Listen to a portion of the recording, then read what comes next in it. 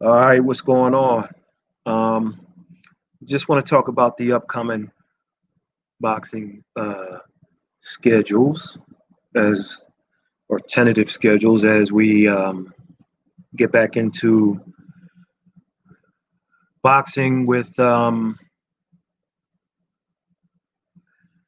mostly fights that aren't going to have fans or they're going to have very few fans or whatever it is, but we'll see. We'll see. So this Saturday, August 1st, we're going to have a main event, and I'll start with we have counter programming, like different um, promotions, shows coming on the same day. So instead of just talking about all the fights the same day, I'll go major promotion by major promotion. So today we'll talk about Premier, we'll talk about Top Rank and DAZN and what they tentatively have scheduled. All right, so this Saturday we'll start with Premier, okay? PBC. August 1st, we were supposed to have a title uh, or a fight for a vacant title between Stephen Fulton Jr., Cool Boy Steph, and Angelo Leo. And that was going to be for the vacant junior featherweight world championship. Well, that one got postponed. Cool Boy Steph tested positive, or what you want to believe. That's how it went. So what's going to happen now is I believe there was a switch in opponents, if I'm not mistaken. Leo's still going to fight, and he's going to fight. Well, all right. Let me jump to the co-feature first. The co-feature was Tremaine Williams, okay, 19-0, versus Race Alim, 16-0.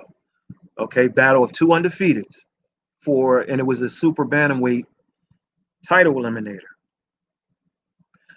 However, what's going to happen now is they placed the call to Tremaine. So now Angelo Leo, who initially was the opponent for Stephen Fulton Jr., he's going to step in to face, or Tremaine Williams is going to step in to face him for the vacant WBO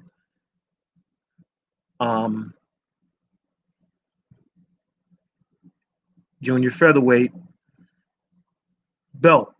So, and then Race Alim is going to face super bantamweight contender Marcus Bates in that eliminator. Now,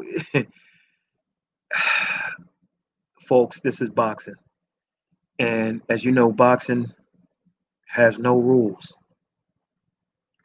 So it's like, well, technically you're supposed to, if something happens, you're supposed to give an offer to the next man up in that weight class and so on and so forth. But whatever the case is, that's how it's going to go down. Now, usually, well, people like me are upset because let's call it for what it is. I mean, corruption, so on and so forth. In this case, in this world we're living in, with the whatever you want to believe is out there, whether you want to refer to it as a virus or what have you, that's just the way it is. So, once again, Stephen Fulton Jr. versus Angelo Leo, for the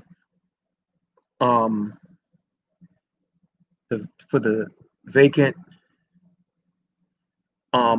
junior featherweight or super bantamweight title is off Tremaine Williams, who was going to fight in the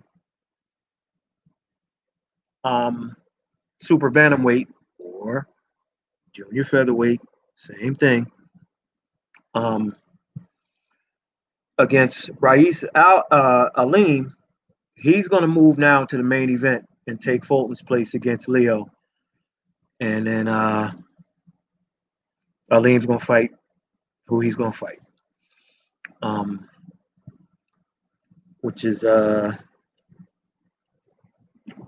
guess nobody's going to complain about it. So let's move on.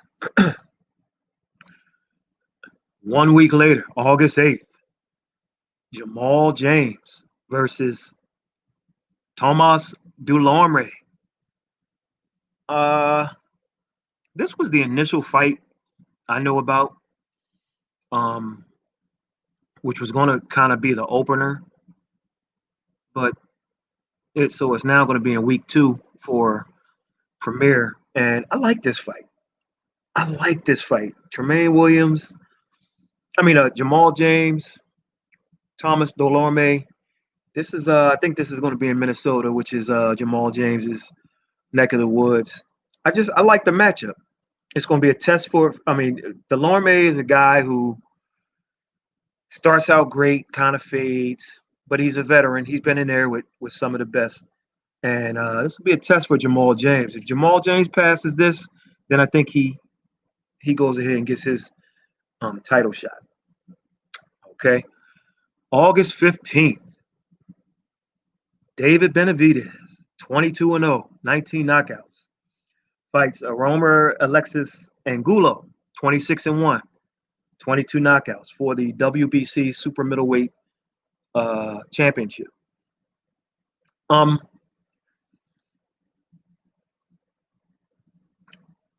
David Benavidez, if he can get his act together, the world is his.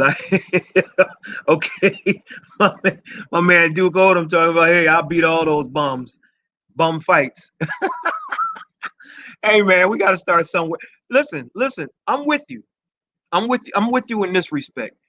Everybody's like, they got this press release and they're like, oh man, PBC is gonna save the world now and all. And I'm like, look, man, everybody's getting their lineups together, but I don't know, man.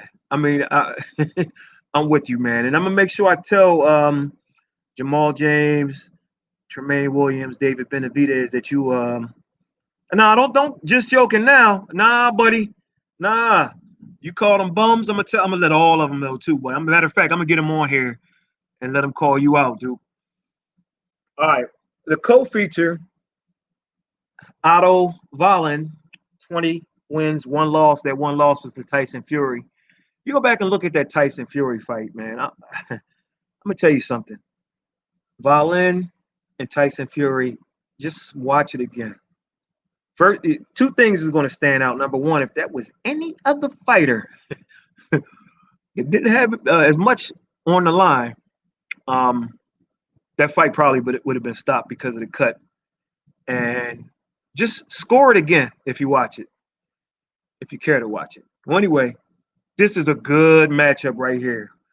Now, Duke, when I say good matchup, if a bum, and I'm not calling any of these guys, but if a bum fights another bum, they're on that same level, and they let those hands go, often you'll consider those some of the best fights you see of the year, even though they're not named guys. But this is a matchup. Otto Wallin and Travis Kaufman, 32 wins, 3 losses, 23 knockouts. Now, let's go to Benavidez again. He's 23 years old. He kicks off his 2nd reign as the WBC super middleweight champion. All right. In 2017, if you remember, he was the youngest champion in boxing history at 168 when he beat Ronald Gavril on Showtime. All right.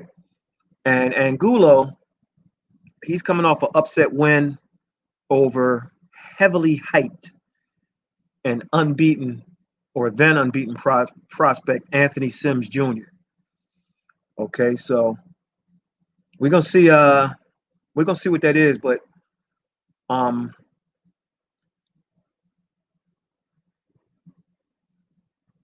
and I look at that as a nice fight. All right, let's go to September 19th. And I know I'm skipping a little bit. Erickson Lubin, 22-1, 16 knockouts versus Terrell Gausha, 21 wins, 1 loss, 1 draw, 10 knockouts. It's a WBC super welterweight title eliminator belt. I'm gonna get Erickson Lubin on. I'm gonna try to get him before that fight. Erickson Lubin, since getting caught early against Jermell Charlo, Erickson Lubin has won 4 in a row, and he's looked better in each fight. I think he's ready. I think Erickson Lubin is ready. I'm telling you. So I can't wait to see him in this. And as a co-feature in that fight, Jaron Ennis, everybody's super prospect. He's going to take on the very, very tough TBA, to be announced, okay, in a welterweight bout. So more than likely they're going to give him something that's not too tough for him to handle. I think Erickson Lubin. I think Ennis is still what, like 22 or something like that. So but he's up to 25-0 with 23 knockouts, and he's knocking at the door for a title shot. He's in that welterweight class. I wouldn't mind seeing him against anybody in the top 10. So Lubin, still only 24. Like I said, he's done well in his last 4, and then Gausha only has the 1 loss. Both of them are hungry. Both of them want that signature win, and they're looking for a shot at 154-pound title. Ennis is ranked number 12 by the WBO and number 14 by the IBF. All right, so I like, hopefully, star power on this card. Lubin, Gausha, Jaron Ennis. Hopefully that one comes through, but you never know. Ask Cool Boy Steph. You never know. All right, September 26th, Showtime. Jamal Charlo, 30-0, 22 knockouts, takes on Sergey Dechenko, okay, for the WBC Middleweight World Championship, or one version of it. And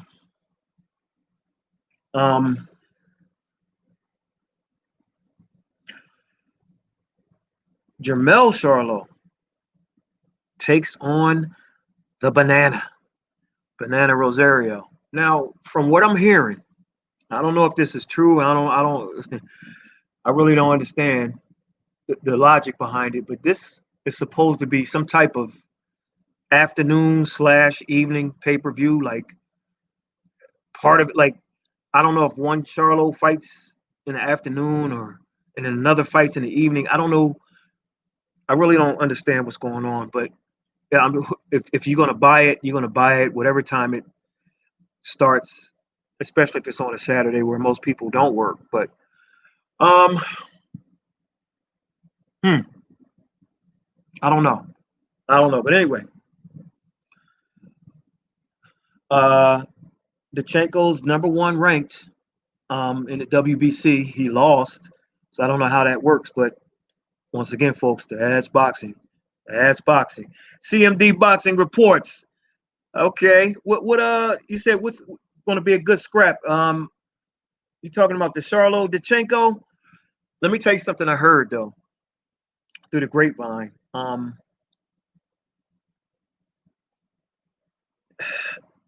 Dechenko, I heard this word on the streets is that Golovkin fight took a lot. I mean, a lot out of him. This is what I'm hearing. I'm not sure if anybody out there is into betting or what have you, but word on the street is Deverenchenko, or Dechenko for short, that Golovkin fight, I mean, took a lot out of him. So he might be right for the picking. Nevertheless, Charlo better bring his A game. And then that Banana Rosario and Jamal Charlo, man. Now, you know boxing is not triangular, right? So Nathaniel Gallimore stopped Banana Rosario. And then Julian Williams convincingly beat Nathaniel Gallimore. But then Banana destroyed my man Julian Williams. So the question is, if Banana got knocked out by the guy that Julian beat decisively, but then he knocked Julian out, once again, that's like Ali, that's like Frazier beating Ali, and then Frazier got destroyed by George Foreman twice. And then you figure, okay, well, if Foreman destroyed Frazier and Frazier beat Ali, then Foreman should destroy Ali, right? It's not triangular. It doesn't work like that. So let's see. GGG lost it. You know what? And what I'm also hearing is that took a lot out of Triple G also, that fight. It was brutal. It was brutal. Mr. Gary out here cracking jokes. But you know what, man? You know what? It's funny because when Gary Russell Jr. said, if you don't believe me, go ask such and such and such and such and such and such and Demetrius Andre, right? And then Bud Crawford came back and was like, you can ask such and such and such and such and such and such and Demetrius Andre. So I got Andre's phone number. He texts me back like once every 4 or 5 text messages. So I'm gonna ask him. I'm gonna say, look, listen here, man. What's your take on that? He'd probably take the politically correct answer. But so you rocking with what Gary said, huh? So hold up. So Jamal won't get no credit for. No. I'm not saying that. I'm just saying I don't know what Dechenko has, man. I don't know what he has left. You understand? And I'm gonna give him credit, but then he's gonna have to step up and fight somebody after that. Like that should be, if you want to put the Charlos on pay-per-view and not in something a little bit like as more major than what it is, like against another champion or what have you. But if you're going to put them in there and they pass the test, you got to go up from there, not down. So he should be putting everyone's name in his mouth after that, especially if it's pay-per-view, especially because I don't know what the numbers are. I can't see fantastic numbers, but because there's not a whole lot else to watch, maybe not. We'll see. But nah. I'm gonna give him the credit. Get to the bottom of it. Get to the bottom of what, man? I mean, the bottom of what, Doc? Holla back. Holla up at me. What you all right, so tell me what you mean. I'll get to it. And then one of the co-features, Brandon Figueroa, Damian Vasquez for the WBA Super Bantamweight World Championships. It's not a bad fight. And then Diego Magdaleno versus Isaac Cruz for the IBF title. So on that Charlo doubleheader, you're getting the WBC Middleweight World Championship, even though it's like the whatever you call it, regular or whatever they call it. Then you got the WBA Super Bantamweight World Championship. Then you got an IBF Lightweight Title Eliminator. Yo, this is not bad, not bad. So, but if you look at the write-up, they say pay-per-view doubleheader. They say in one of the main events, Charlo versus Dechenko, and then a co-feature, and then another co-feature. Then it says the other main event, Charlo versus Rosario, and then a co-feature and another co-feature. So I don't understand. Oh, yeah. No. Trust me. Matter of fact, if I can do 2 things at once, straight dropping it. If I could do two things at once, I'm gonna text Andre like while I'm doing this. He got two phone numbers. I don't know if one changed or whatever, but I know one of them I text him at. Nah, I am.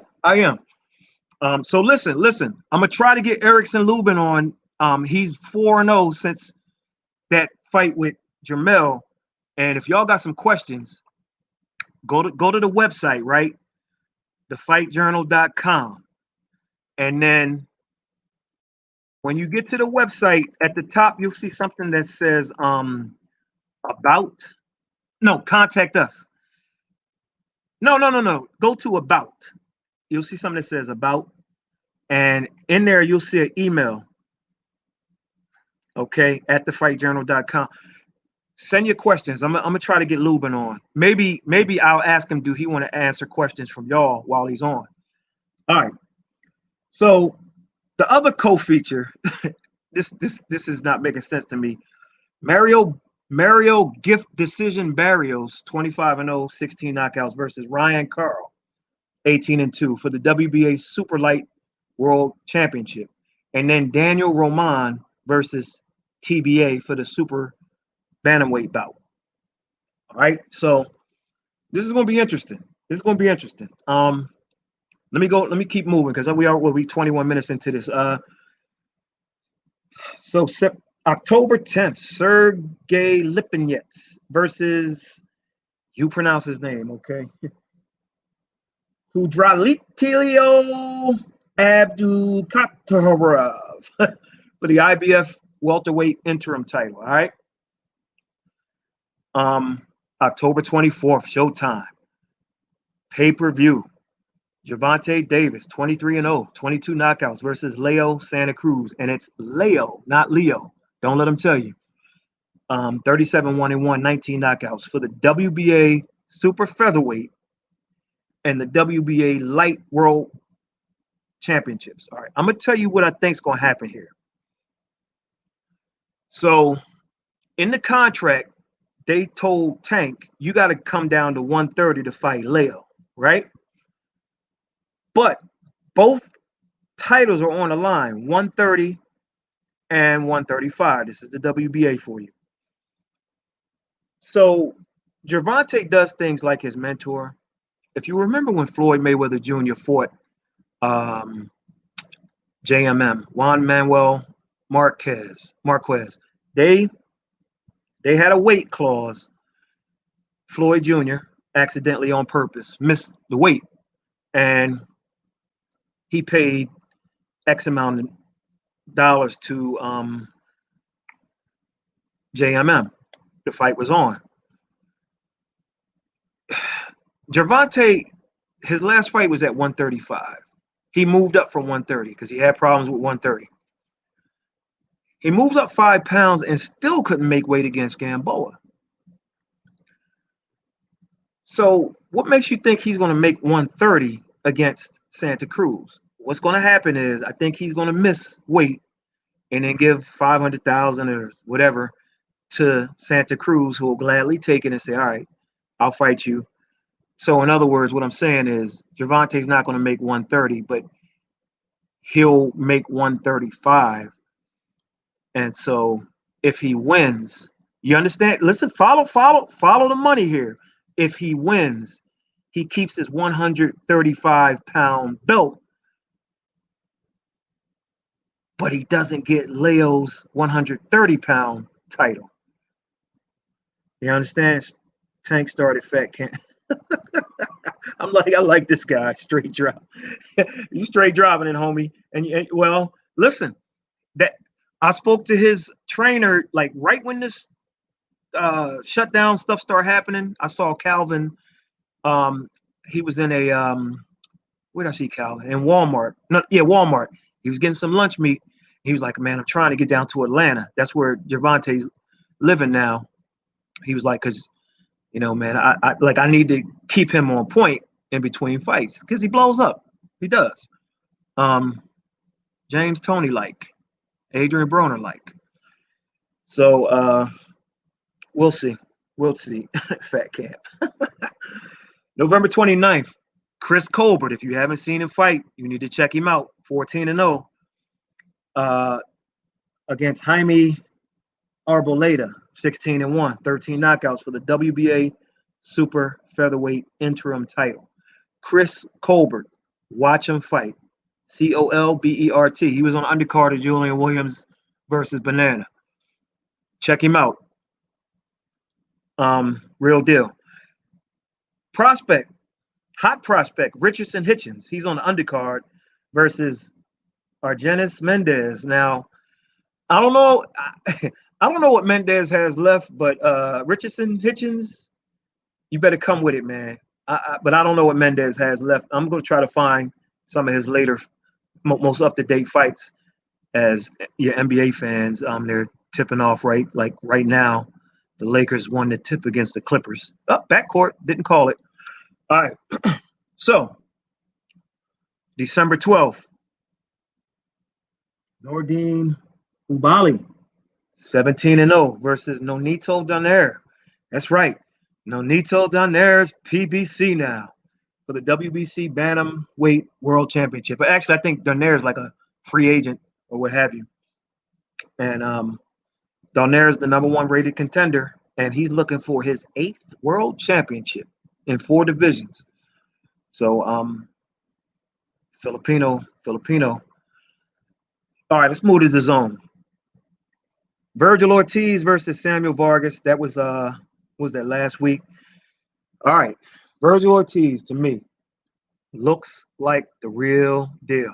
Now, often when I hear about this killer prospect and then I look at tape, my judgment usually differs from others. And what I mean by that is, while some people were critical of his last performance, he was headhunting. I get it.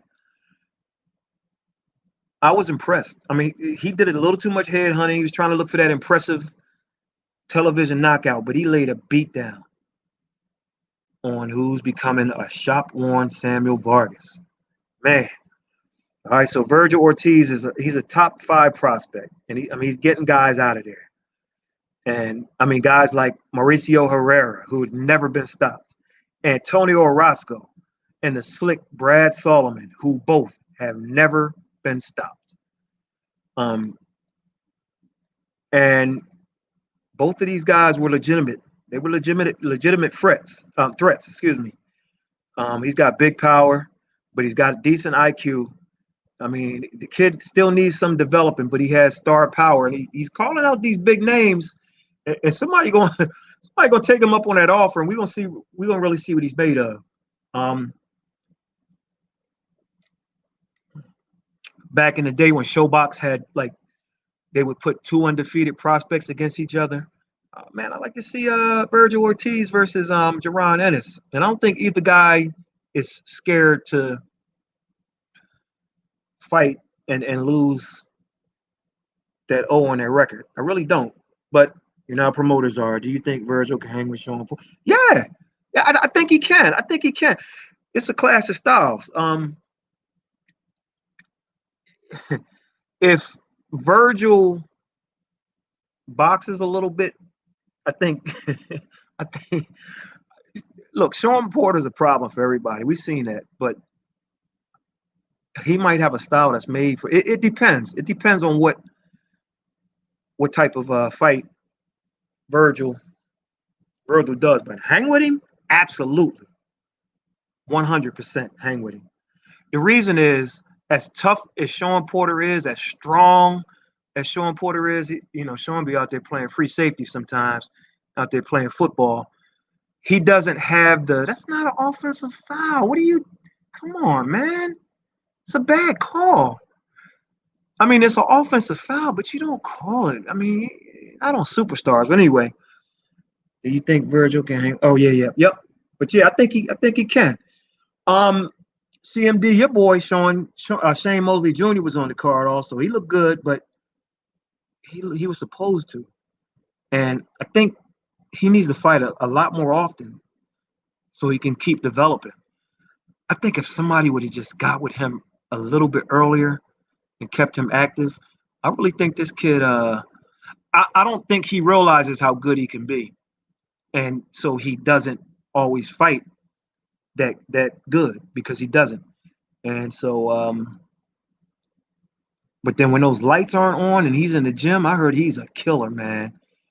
And then the lights come on and he kind of forgets sometimes. But anyway, speaking of star power, did anybody see Edgar Berlanga? If so, I'm gonna leave a fight below. I don't. Oh, wait a minute. Maybe I can do it. Wait a minute. Let me see if this thing lets me do it.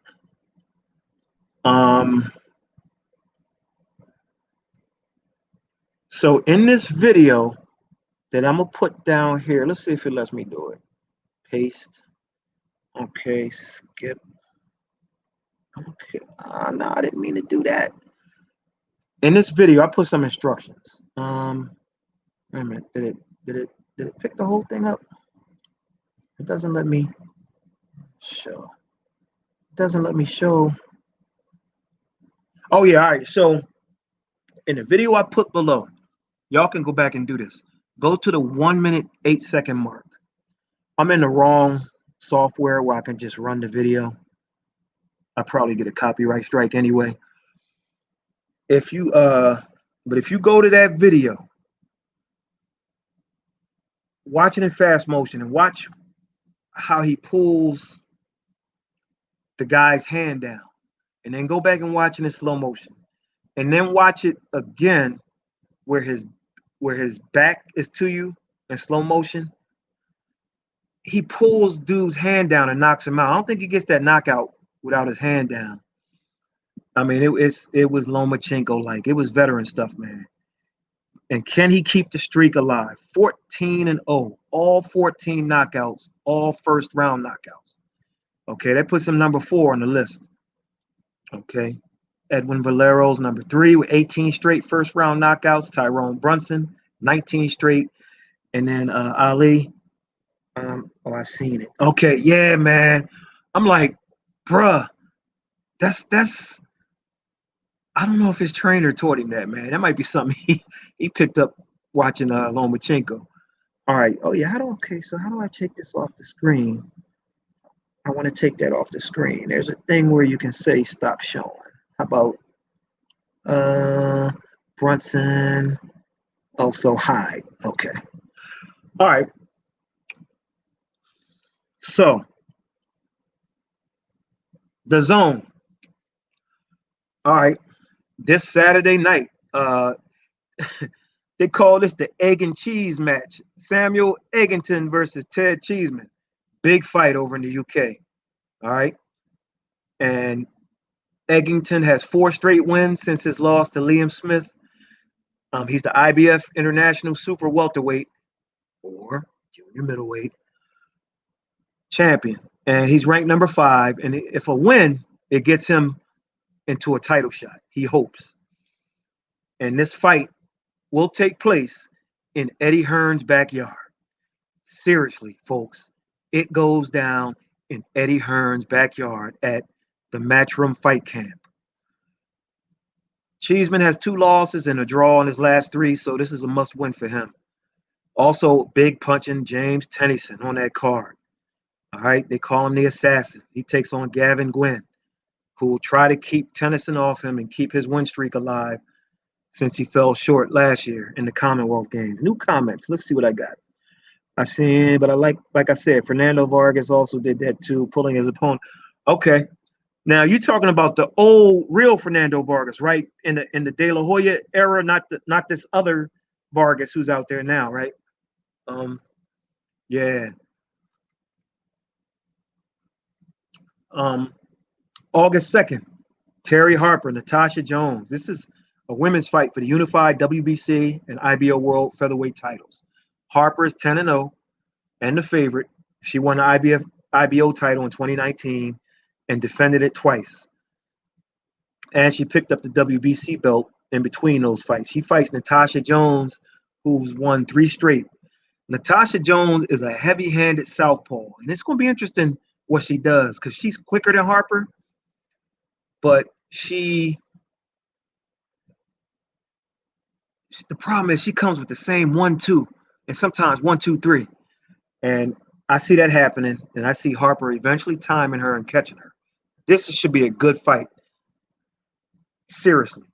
And it's a good scrap with plenty of action. Not into the women's stuff too much, but this fight will also take place in Eddie Hearn's backyard. Seriously. It goes down in Eddie Hearn's backyard at the Matchroom Fight Camp when he was undefeated, that Fernando. Oh yeah, before Felix Trinidad and those illegally wrapped hands that nobody wants to talk about. See, everybody talks about, they want to talk about Margarito, but Bernard Hopkins' team, brother Nazim Richardson, who's resting in peace right now, they found out something about Felix Trinidad's gloves and made him retape. And when he did, all of a sudden, where's that power at? That's not a story that really came out. Yeah, Fernando's my man. Fernando's my man. But those hands were illegally wrapped. And he'll tell you that today, like, I wish I would have known. All right. Also, Felix Cash, Jason Welborn for the Commonwealth middleweight title. Once again, this is a big deal in the United Kingdom. This fight takes place in Eddie Hearn's backyard. Seriously, Eddie Hearn's backyard. It goes down at the Matchroom Fight Camp. Felix Cash is on his way. All right. He passed his test with Jack Cullen. And with a win over Jason Welborn, he should move into the top 20 and then look for an eliminator or maybe even a title shot if somebody takes him on as a voluntary. Seriously, man, don't laugh, CMD. I'm telling you. I expect Cash to win, maybe by late TKO if he's on his game. The very following day, August 15th. I'm not really into women's boxing or female boxing, as they say. You don't say male boxing, you say men. So say women. Anyway, women's boxing. The first lady of women's boxing or female boxing, Cecilia Bracas versus Jessica Mccaskill. Cecilia, what can you say about this woman? She's the best women's boxer on the planet, pound for pound. She's 38 years old, but she keeps on winning. She is Cecilia is 36-0. You hear me? 36-0. And she has I heard it somewhere. She's 36-0, and this will be, man, I want to say this right. Think. It'll be her, is it her 20th title defense or 21st title defense? No, 25 consecutive, because it was 11. It was 11 less than what she. This will be her 25th consecutive title defense, man. That's unheard of. That's Joe Louis level. That's Vladimir Klitschko level. Unreal, man. Cecilia Brækhus. She's the World Boxing Council, the World Boxing Association, the International Boxing Federation, the World Boxing Organization, and the International Boxing Organization World Female Welterweight Champion. Unheard of. Jessica Mccaskill has her work cut out. She lost a split decision in her second fight, and then she lost once more in 2017 against a 7-0 Katie Taylor. Although age was a factor in Cecilia's fight with Callie Reese in 2018, as Callie pushed her to the limit, I like Bracas by wide decision in this one. But eventually, the age is going to catch up to her these days. She's amazing. Also on that card is Israel Madremoth. He's 5-0 with 5 knockouts from Uzbekistan. All right. She good, man. She is great. She fine too. You didn't hear me say that though. I got a name coming up for you, man. That's gonna be on the undercard. Let me talk about Israel first. Israel Madremoth, 5-0, 5 knockouts, 25 years old from Uzbekistan. They're moving him fast against solid guys. His opponents are combined 134 wins and 32 losses. And CMD, also on that card, is this slick featherweight prospect, Raymond Ford, out of Camden, New Jersey. 5-0 southpaw to keep your eyes on. All right. So those are the DAZN fights. Raymond Ford, he can bring it. Not a knockout guy. I think he only has 2 knockouts, but he's slick. All right. Let's move to no. Wait a minute. That same night, on ESPN Plus, Carl Frampton and Michael Conlon share the bill. Conlon is a featherweight. Frampton is a super featherweight. And I think they're trying to have a showdown, but Frampton got some potential business with Jamel Herring if both of them win. And then maybe Conlon as a second option. Now, that's if Jamel Herring can get that conspiracy off of him, man. Well, I don't know what's going on with him. 2 fights canceled. I'm thinking there's some false positives, man, and somehow with I wish him the best. Also, Dillian White versus Alexander Povetkin. That's a fight most people want to see. All right, it was originally supposed to go down May 2nd at Manchester Arena, but it'll now take place, guess where? Eddie Hearn's backyard. Seriously, Eddie Hearn's backyard. It goes down at the Matchroom Fight Camp. And also on that card, very controversial, and I'll be done with the women's fight after this. On that bill is undefeated 15-0 Katie Taylor versus Delphine Pearson, who's 44-2 for Taylor's WBC, WBA, IBF, and WBO lightweight titles. This is a rematch of Katie Taylor's razor thin win in 2019 on the undercard of Joshua Ruiz 1. Most people thought Delphine did enough to win and win clearly. But Taylor got a gift decision that night. It was an action fight, and I hope the same thing happens again in terms of action.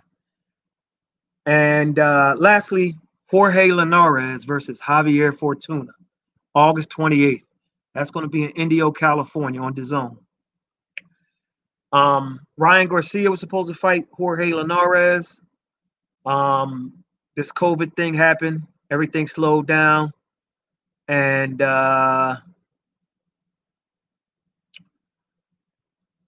so now Linares Fortuna fight. The winner may get a shot at Devin Haney. Looks like Ryan Garcia might fight. Yeah, you know what? It's like this castle looking thing. I'm gonna shoot you a picture. I think I either got your phone number or your email. I'm gonna shoot you a picture of it though. All right. Then you got October 3rd, Lee Selby versus George Camposes Jr. Cardiff, Wales, DAZN. Louis Ritson versus Miguel Vasquez, October 27th. Other fights that you may see on DAZN, Saul Alvarez versus Callum Smith. They're trying to work it out. Gennady Golovkin versus his mandatory, Camille Sramenta. He's 21-0, 30 years old. He's beaten Kasim Uma and Patrick Mendy. And then Anthony Joshua versus Kubrat Pulev. Now, let me explain something about American boxing. The NBA is in America. The NFL is in America. Major League Baseball is in America. So if you believe all these numbers about COVID and whatever the case is, that's on you. Believe what you want. But if true, and you look at these other countries and their numbers are going down low, the one thing that boxing can do that the other sports can't do, they can go outside of America. So if you want to make money on a live gate at a big fight, like a AJ versus no, let's take an American. Let's say Wilder, let's say Fury and Wilder. Bob Arum could go to Dubai and he could overprice them. He could say, look, y'all got all that money, all that oil, whatever the case may be. If you want that fight, give us X amount of $1 million. And they'll pay it like it's nothing. You can overprice them. Now, since they don't have high COVID numbers, they can say, well, we'll have fans. All right, now you got your live gate, your concessions, whatever, however it works. All right.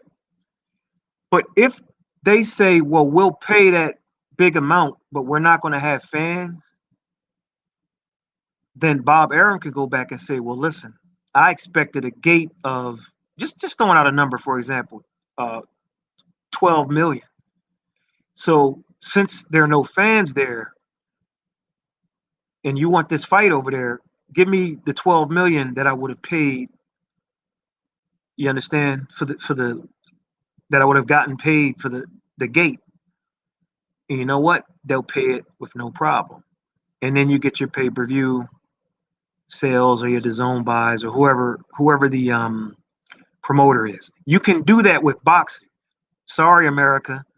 I mean, it's like we don't go to other countries or travel to support our fighters like the other countries do. Let a UK fighter fight in a big fight in the United States and watch how many of them fly over here. So what I'm saying is that's something boxing could do that no other sport can do. They can put those fights in other areas and oversell it and get the money, and it'll be as if this pandemic never happened. So that's just a thought for boxing fans. All right, let's move to Top Rank. All right, that's the final of our three.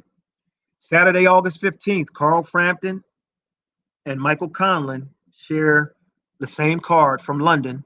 See, here you go, in London, which has a lower infection rate than the United States. That fight was probably already going to be in London anyway.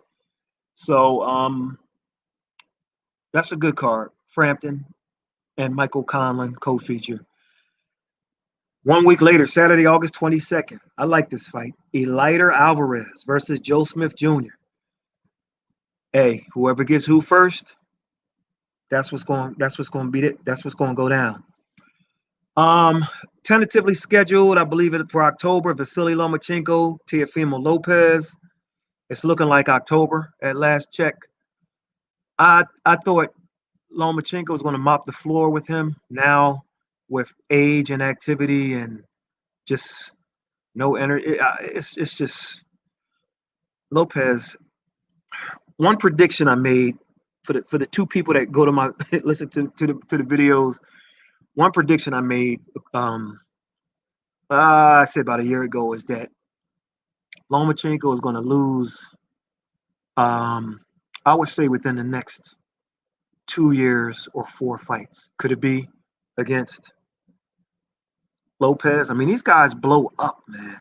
They blow up on fight night. Lomachenko is a guy who belongs down in that Gary Russell Jr. weight class, but he couldn't get guys at 26 and 30 to fight him, so he went up to 35, and he got hit. He got tagged in the Linares fight and dropped. It's not so much about him getting tagged as it is his body's breaking down. A little while ago, he had the rotator cuff thing, and then he had another injury. So, but are they letting people leave the country?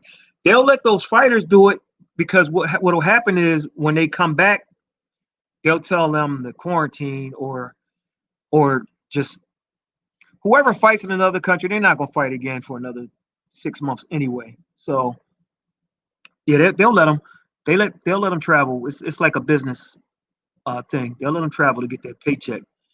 And if Uncle Sam could find a way for him to get his piece, he'll make sure. Terrence Crawford, we'll see what's going on with him. He'll be getting back to business soon. You got Jose Carlos Ramirez, or Jose Ramirez, as most people, versus Victor Postal, or Postal. And that will be for the rights to face Josh Taylor in a unification. Man, that's the clash you want. And then the winner of whoever wins between Jose Ramirez and Victor Postal, I'm hoping it's Ramirez.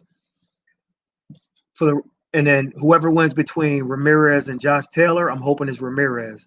I can see them stepping up to face Terrence Crawford, and I'm hoping it's Ramirez because that will be, whoo, that fight will be fire. Alex Saucedo, 30 wins, 1 loss versus Julian Rodriguez, 19-0. Jaron Ennis looking to defend he's 32-1, looking to defend his IBF belt. You got Shakur Stevenson and Miguel Burchelt, who they had their tune-ups, and so now they'll Burchelt is 38-1. 34 knockouts. So he's looking for a big fight, and everybody's calling his name out, but we'll see who signs. Here's something weird. You can go to probably the Box Rec. Yeah, Box Rec. Here's something weird. Now, Miguel Burchelt fought a few weeks ago on Top Ranks card on ESPN, right? From, what was it, Mexico? Yeah. So he won by 6-round knockout, right? But the fight has just been changed to a no contest. And the explanation on Box Rec is that there was, get this, there was no commission present.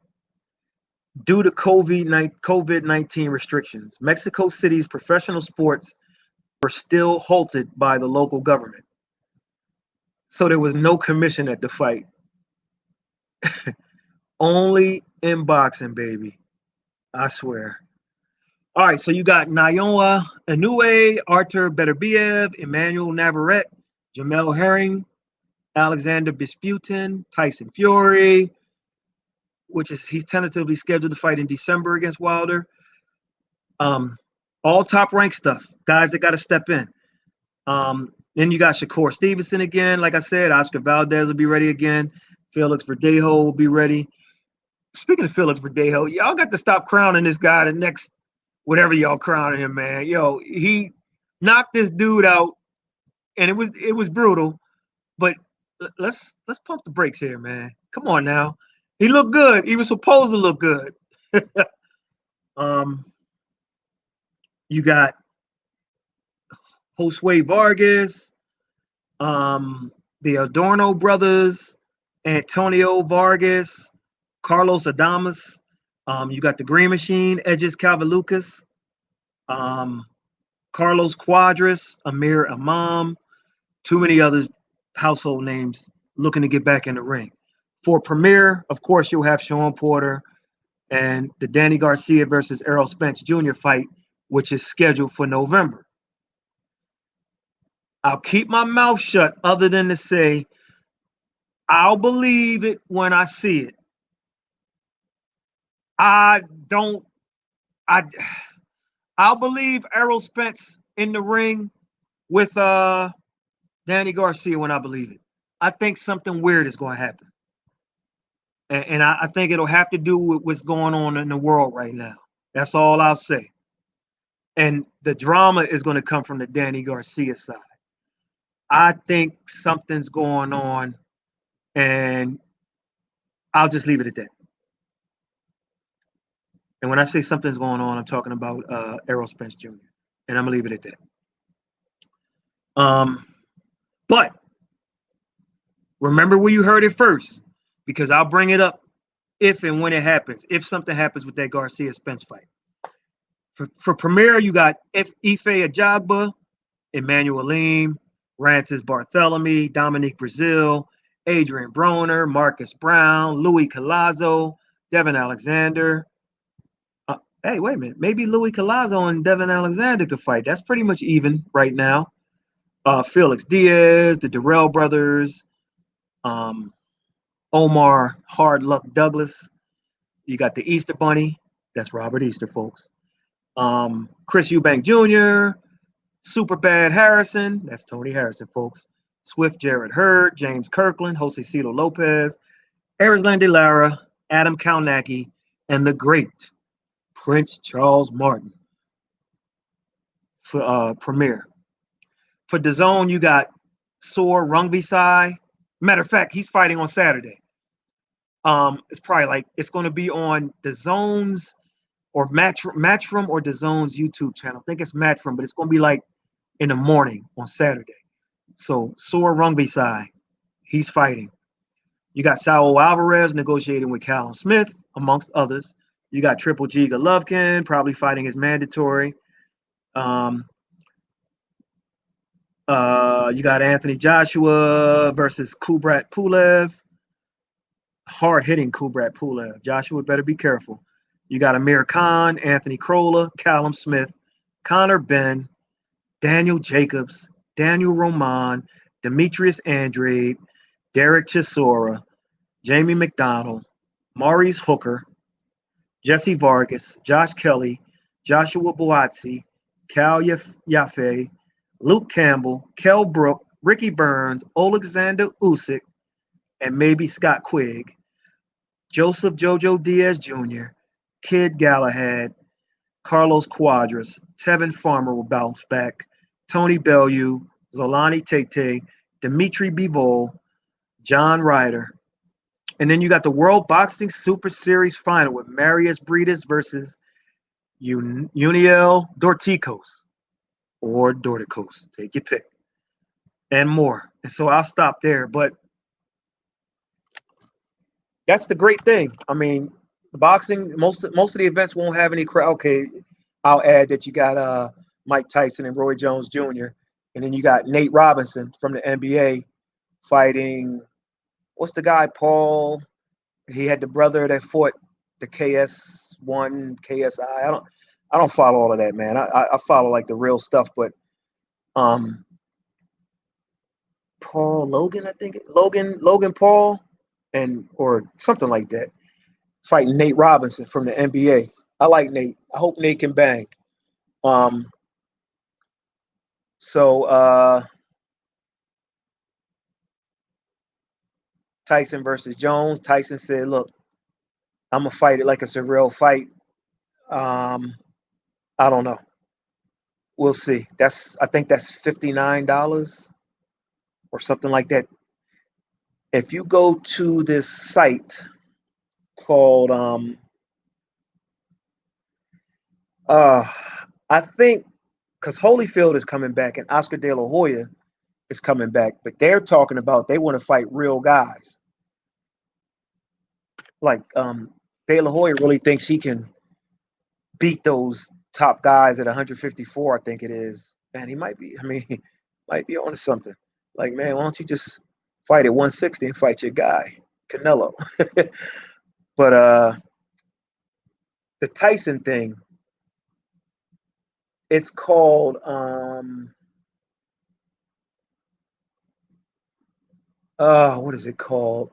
Because it sounds like, and they kind of Legends Only League. So if you go to legendsonlyleague.com, you'll see all the t-shirts and the hoodies and stuff. But I'm thinking that a buddy of mine, a ring announcer, came up with this idea, and I'm hoping they're not taking his idea. But anyway,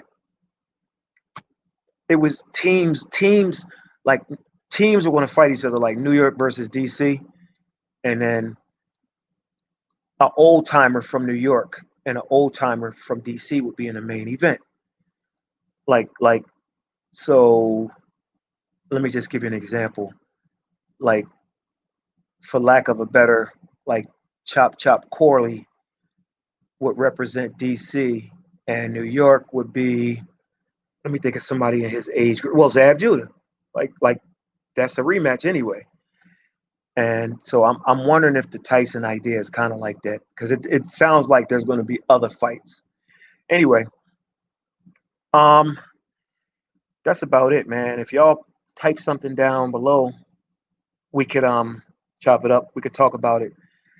Next time I might just do one of these collaboration things. But Go to the website, select where it says about, and shoot an email if you have a question for Erickson Lubin, because I think I'm gonna try to get Erickson on here. If not, what I might do is do a thing where y'all can call in and start talking to some of these guests that we have, or at the very least, you can type your question at the like you're doing now, and then I could ask the boxer and read whatever you guys ask them.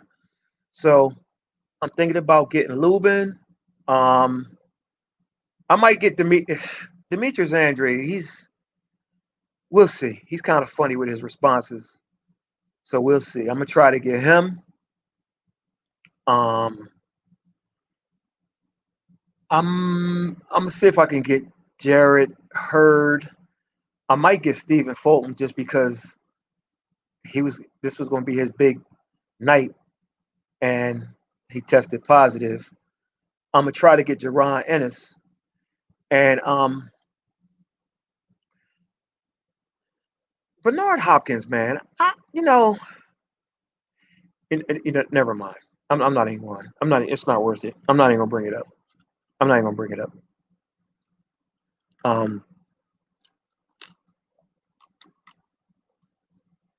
That's it. We at the hour mark. If nobody has any questions, man, I'm gonna end this thing, and then the next time, what I'll do is I'll probably do one of them call-in things once I figure that out. But I'm gonna try to get let me see. So Erickson fights in September. Oh shit! It's July. It's August. So he'll be in camp. So I'm gonna have to. I'm a DM. No, I got his direct number. I'm gonna text him. No, I'm gonna DM him. Dudes be getting funny with their phones, and I'm gonna see if I can get him on because I'm telling you, he's looked sharp. He's looked sharp, and I mean, he's like razor. Excuse me, razor sharp. In his last fight, he became the first man to stop Ishe Smith. And listen, Ishe's older, but Ishe is a defensive fighter. And to stop a guy like that who has the shoulder roll down to a science and so on and so forth, it impressed me because you're still talking about at the time a 23-year-old. He's 24 now. But so he beat that guy Silverio Ortiz. That's not saying a lot. Then he beat Ishe Smith. He stopped him. And then there's the Zakira Atu guy. And then he went 10 hard ones with Nathaniel Gallimore. And once again, this is Nathaniel Gallimore who stopped Banana Rosario in the 6th round, but then who lost to Julian Williams, who Banana beat. So it's just on any given night, guys. On any given night. What else? I don't got nothing else. Maybe I should have did some more predictions. CMD. I want you to listen, man. I'm gonna give you my number, man. Stop cutting out, man, and not calling me either, man. I want to tell you something. I want to talk to you about Adrian Broner. I want to talk to you. Duke Olden, you're my guy. Straight drop. I think, you know what? Straight drop. You got a channel? I think I signed up. It's been a minute, man. So, anybody? I'm gonna go for like 3-4 more minutes. If anybody got any questions, just type it below. All right, let me go back down that list. Erickson Lubin, Terrell Gachet. That's okay. So that's a WBC super welterweight or junior middleweight title eliminator, right? That's the BC. So if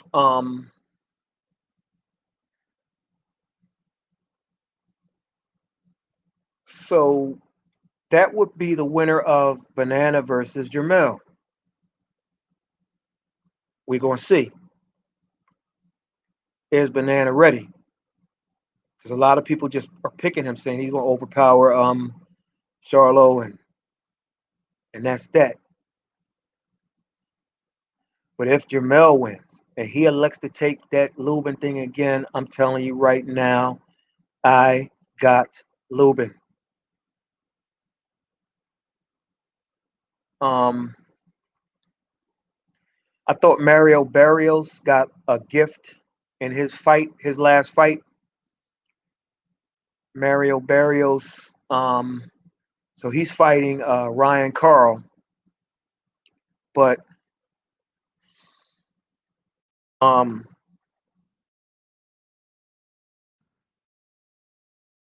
if most of you remember, because Barrios is 25-0, and he fought the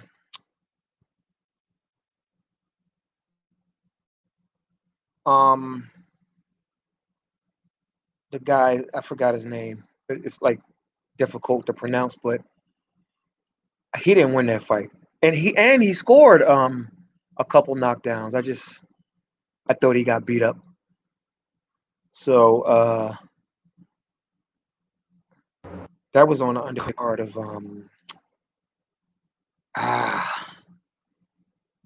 dang, what is that?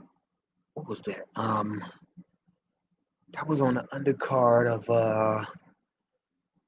I was kind of upset, so I mentally checked out on that fight, but Barrios didn't win that fight.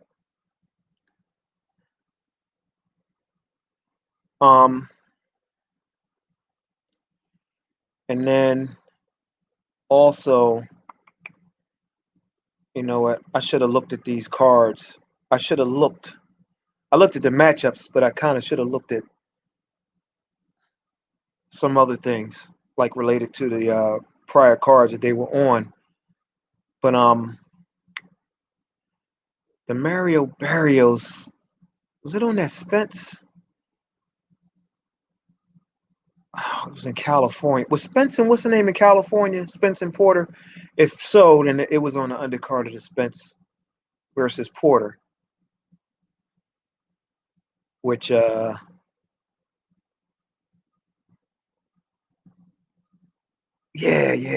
That was pay-per-view, right?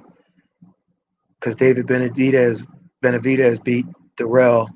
I think that one got stopped, right? Because of the cuts or anything. Ronell Higgins. All right, copy that. Hey, CMD, stop playing, man. I done left you 20 emails telling you to call me, but all right, I'm gonna do that. Matter of fact, I want to tell you just a quick story. I want to, you might already know, but I'm gonna tell you anyway. So at Gmail, right? Yeah, that's it. Yeah, I got it. Hit me. 418.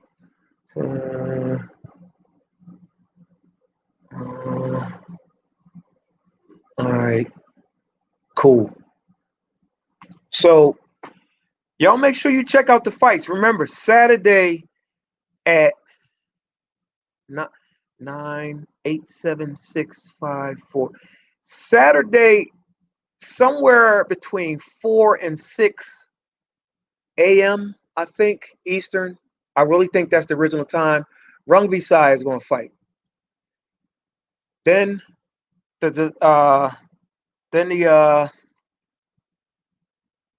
DAZN card, I think, will be like kind of like in the afternoon. The egg and cheese fight, Sam Eggington versus Ted Cheeseman. That's gonna be at Eddie Hearn's backyard. Seriously, Eddie Hearn's backyard, the Matchroom Fight Camp. And then later on that night, and that's on DAZN in the UK, so usually that'll come on earlier. So at least the guys are cooperating. And then August, and then the Showtime card that night. Also, guys, and for the Charlo pay-per-view, something weird is going on. I think you can buy. I think it's going to start in the afternoon, and I think one Charlo brother may fight in the afternoon, and then the other one will fight at night. They may flip a coin to see who's going to be the main event, I, I, or something like that. When I get more news, I'll let you know. But it's not going to work. Finally, let me give a shout out to Jermaine Williams. Jermaine Williams is and his brother Steve. Jermaine Williams is Nazim Richardson's nephew, and he gave me some disturbing news. But anyway, I'm not going to get into that. I'm just, I'm not, I'm just not going to get into it. But um, for those of you who don't know, Nazim Richardson was 1 year younger than Bernard Hopkins. He was only 54 years old. I spoke to Nazim Richardson a couple of times, and I thought the man was pushing 70. And so he had a stroke back in '08, I want to say '06, something like that. It's just too young. So he must have lived a hard life, man. And I'm not saying that be funny at all, but for him to have a stroke in his,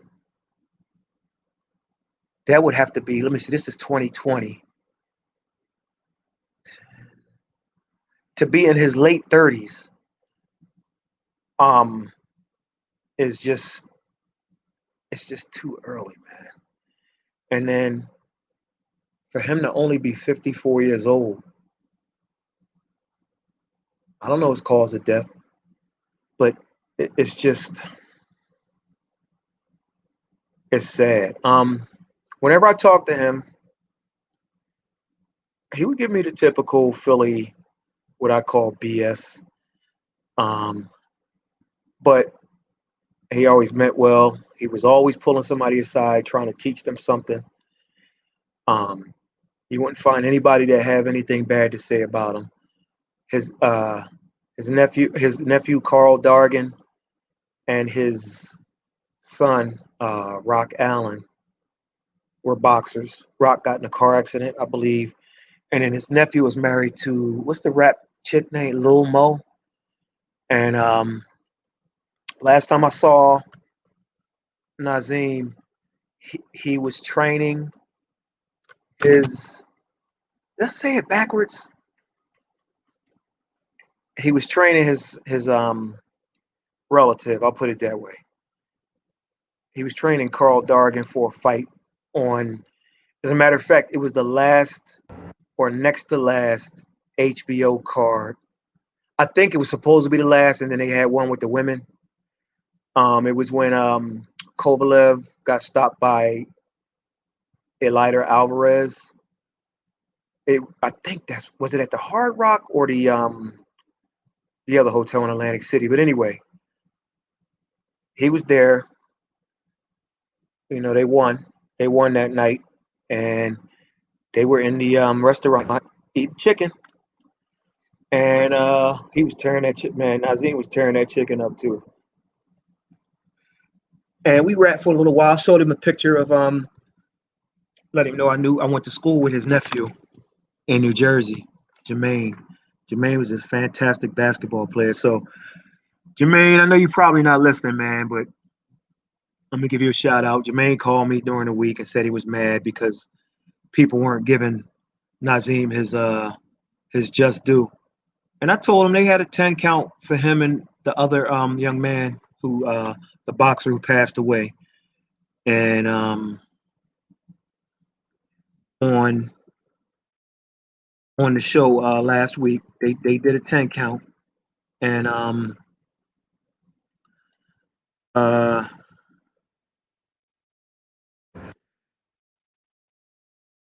and then a lot of people were saying things on Twitter. Travell Maison, also the boxer that passed away. And but he's right.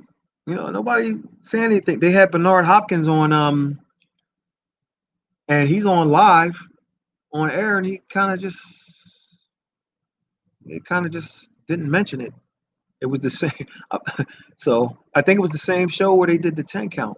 But anyway, and that was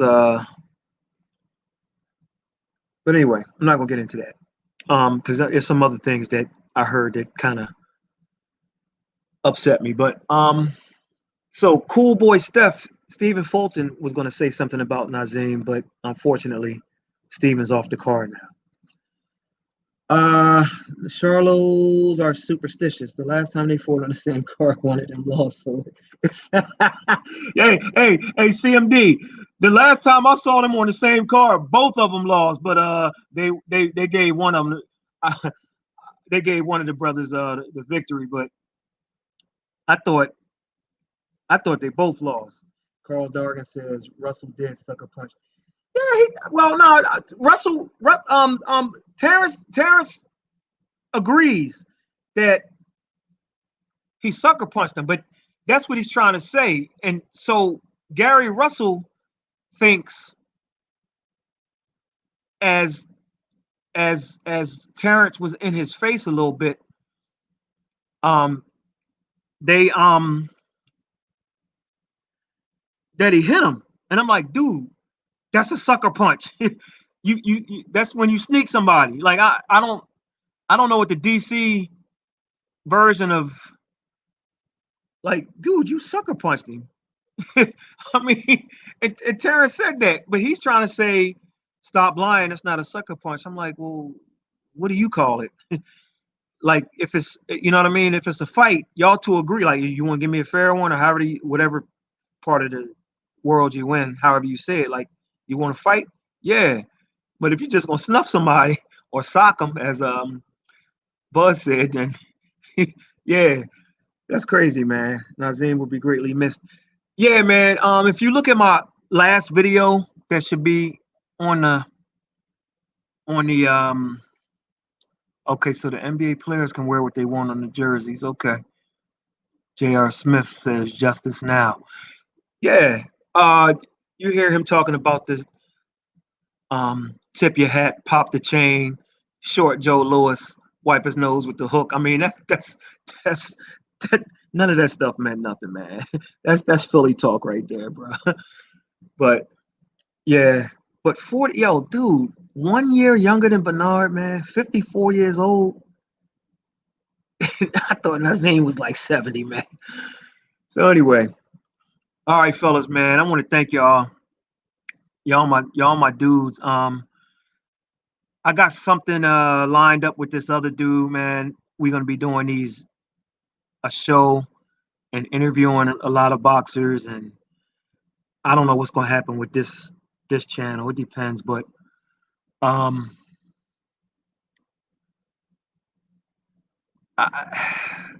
it's some things I'm upset about that I won't talk about here.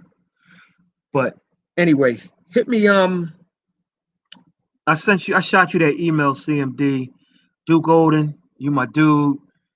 Don't duck me when your guys lose, man. And you know what I might do? I might pick one, two. I might pick 2, 4. I might pick. I'm gonna make it even number. I might pick 6 fights, 2 from Premier, 2 from DAZN, 2 from Top Rank, and y'all give me your picks. And whoever gets the most right, I'm gonna have a prize. Maybe I'll have 2 prizes. I'll figure it out. But it's time I start getting back into the prize thing. So, fellas, Leon Muhammad. yo, that's my. Come on, CMD. Tomorrow, it's always tomorrow, man. All right, man. All right. That's cool. Look, I'm taking off tomorrow, so I won't be working. So hit me anytime from 9 a.m. to midnight.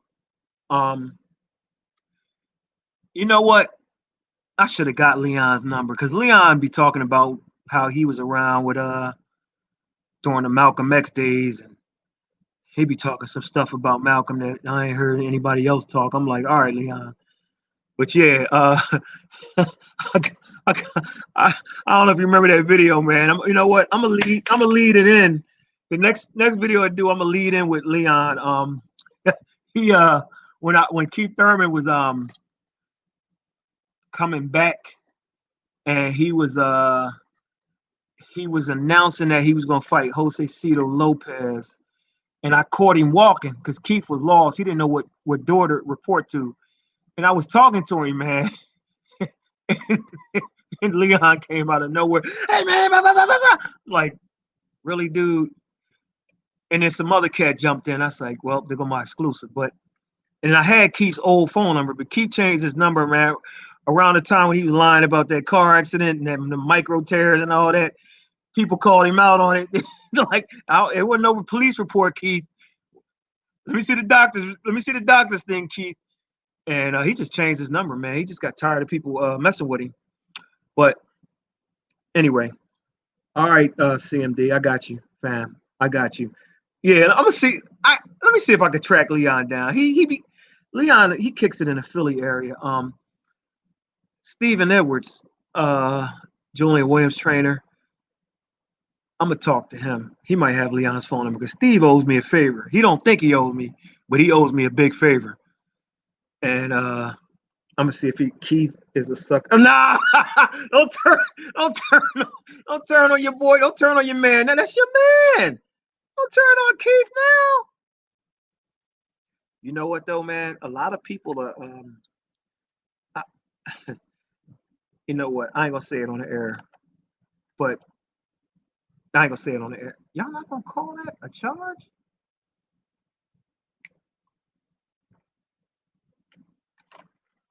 Anyway, all right, man. I'm gonna jump off this. I've been on for like 30 minutes too long. So if nobody else has anything, we're gonna wrap this one up, and then maybe Saturday.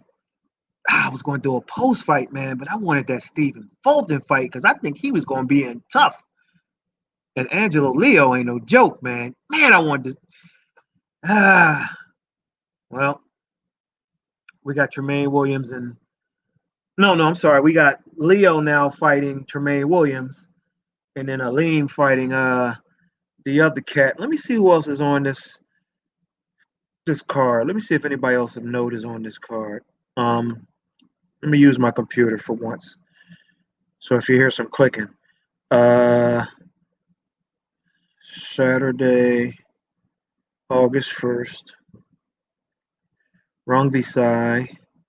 I don't want that card though. Sam Eggington. I don't want that card. Here we go. Oh, they only got 3 fights. Premier, that's right. They only had 4, and then the one. So Leo's fighting Tremaine now. Aleem is fighting Bates. So who was Bates gonna fight? And they can't find an opponent for him? Oh, don't tell me we only gonna keep it at 3 fights. But here's the good thing about Premier. If Premier only has 3 fights, unlike Top Rank and those sorry fights, even though they had to start somewhere, they can announce their card because they're gonna announce that November Danny Garcia and Errol Spence Jr. And they may have both of them on there, which will be entertaining. And then they can talk about their other cards that they released. Maybe they'll have the Charlo brothers on there by way of Zoom or what have you. And then you could get, if they could just have their opponents on too, man, it would be entertaining because 3 fights ain't going to cut it. They're going to have to do something in between fights. So we'll see. We'll see. And yo, if I don't see any other questions down here, peace OG. I'm gonna sign. Now we got a few new people on here. Check it out. Whoever's on now. We went through the Premier, the DAZN, and the Top Rank card. And if you got any questions, Mr. Gary, if you got any questions in the next 3 minutes, 2 minutes, type them up. If not, we're gonna shut this thing down. But so Saturday, just to let whoever the new people are on here, Saturday, Rungvisai fights, but it's gonna be like at sometime between, I think, 4 and maybe 7 in the morning Eastern time, because it's over there in where's Rugby Size fighting in Japan or something. All right, so that's I mean, and I'm Thailand. I'm sorry. And then in the afternoonish / evening, we got the DAZN card from Eddie Hearn's backyard. Eddie Hearn's backyard. Seriously. At the Matchroom Fight Camp, as they call it. And then Saturday night, the main event is off. So Tremaine Williams is going to step in to fight Angelo Leo for the belt. And then Aleem is going to fight Marcus Bates. And they only have one other fight. So I'm assuming they're going to talk to Danny Garcia, Errol Spence Jr., maybe the Charlo brothers or something to fill in all that time, which would be decent if they could do it because they got a nice lineup of fights. Paul Gant asking me about Paulie. Listen, here's what I need.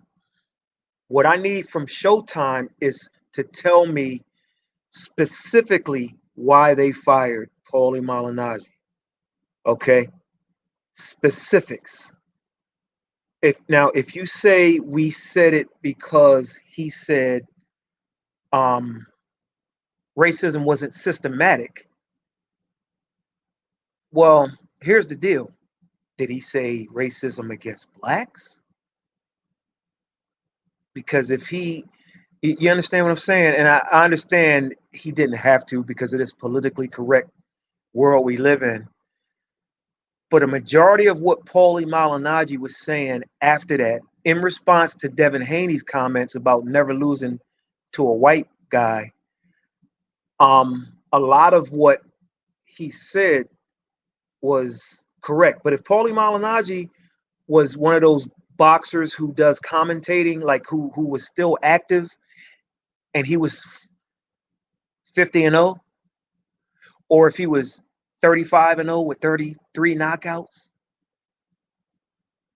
Paulie Malignaggi is not going anywhere, and he's still going to be behind the mic. Last time I checked, Adrian Broner fought Manny Pacquiao. So we'll see. It's just I'm upset at a sport that's never had any rules that wants to kind of invoke the rules now. For example, if LeBron James said, F you, white boy, I F white boys bigger than you while I was in jail. I'll eat your kids and all that. He can't say that in an NBA locker room. But Mike Tyson can say it in boxing because boxing doesn't have any rules. So all I'm saying is I want a statement from Showtime. I want them to be specific because if not, the boxing world, and they might not care about this, but the boxing world is left to guess what part of what he said. Now, if they say the whole statement, it's like, nah, like, come on, man, tell me what you mean. If Paulie doesn't think racism is, let's assume he's talking about black folks. If he doesn't think that type of racism against black folks is systematic, if he thinks it's not systematic, then I'm not sure where he's been living, sleeping, whatever. I'm just not sure. These calls tonight are terrible on this basketball. I'm not big on the NBA, but these calls are terrible. Also, the true definition of racism has to do with a group that exerts their power on another group of lesser power. It's not individualized. It has to do more with a group. So if and I'll just leave it at that. I mean, I don't even want to get into the whole spiel, but Um, racism is what some people view as prejudice, which I don't think is bad. They're calling racism, but it's you can't go on one hand and call racism systematic and then limit it to individuals. No, it's group.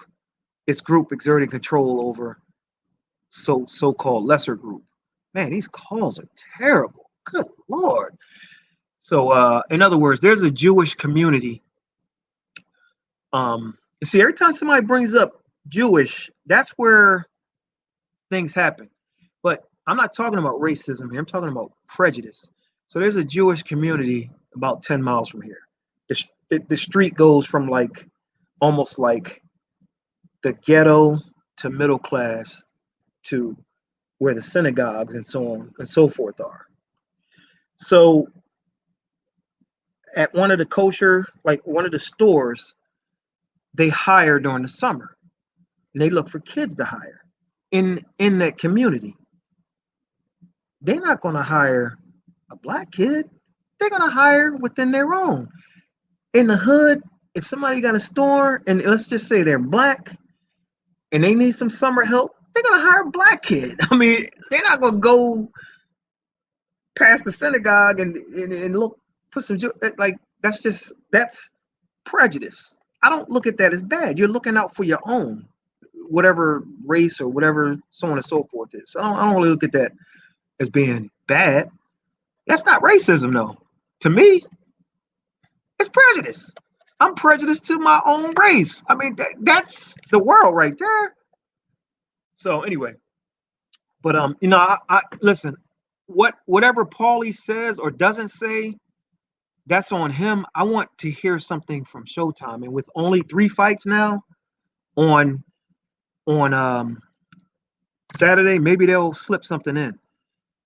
But as I said, I much rather prefer hearing from the boxers that are on these tickets. The Charlo brothers, the Garcia, Spence, like, and then I want to hear from the opponents too. Charlo's opponents. I want to hear from Leo. It's not Leo. It's officially it's Leo Santa Cruz. I want to hear from Leo and Javante, and because if you got like you got to squeeze something, you know what I mean? The in between stuff, man. The in between fight stuff. So maybe they're working and scrambling to try to get a 4th fight back on there, but we'll see. All right, I'm gonna wrap this thing up, and we're gonna catch you on the next one.